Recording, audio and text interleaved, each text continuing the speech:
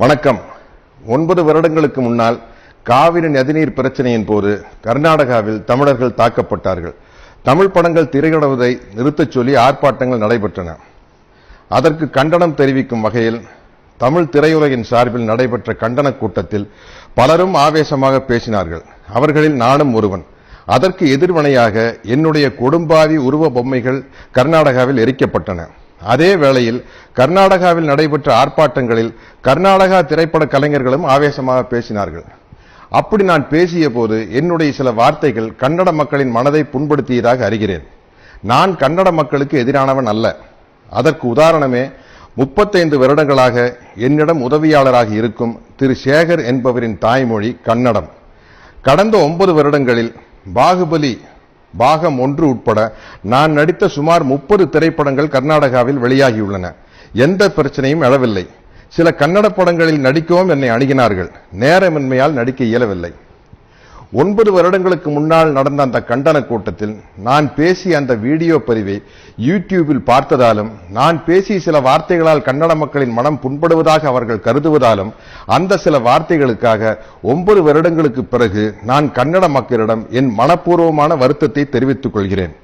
எனக்கு ஆதரவாக குரல் கொடுக்கும் தமிழீழ உறவுகளுக்கும் தமிழக மக்களுக்கும் என் நலம் விரும்புபவர்களுக்கும் என் மீது வருத்தம் கொள்ள வேண்டாம் என்று கேட்டுக்கொள்கிறேன். அவர்களுக்கு ஒரு சிறிய விளக்கம். பாகுபலி என்ற மிகப்பெரிய படத்தின் ஒரு மிகச்சிறிய தொழிலாளிதான் நான்.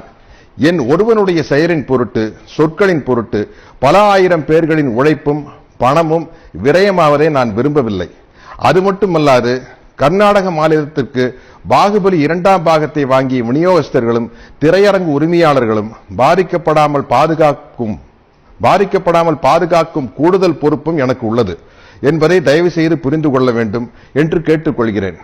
அது இன்றைய ட்விட்டரில் இயக்குனர் திரு ராஜமௌழி அவர்கள் கூறிய விளக்கத்தின் மூலம் இன்றைய ட்விட்டர் பதிவில் ராஜமௌழி அவர்கள் கூறிய விளக்கத்தின் மூலமாக தெளிவாக தெரியும்.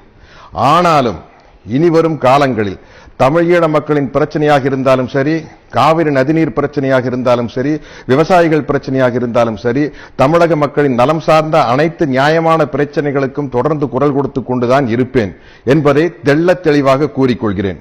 இப்படி நான் கூறுவதால் இந்த சத்யராஜை வைத்து படம் எடுத்தால் எதிர்காலத்தில் தொல்லைகள் வரும் என்று கருதும் தயாரிப்பாளர்கள் தயவு செய்து இந்த சாதாரண சின்ன நடிகனை தங்கள் படங்களில் ஒப்பந்தம் செய்ய வேண்டாம், என்னால் நஷ்டமடைய வேண்டாம் என்று மிகவும் தாழ்மையுடன் கேட்டுக்கொள்கிறேன்.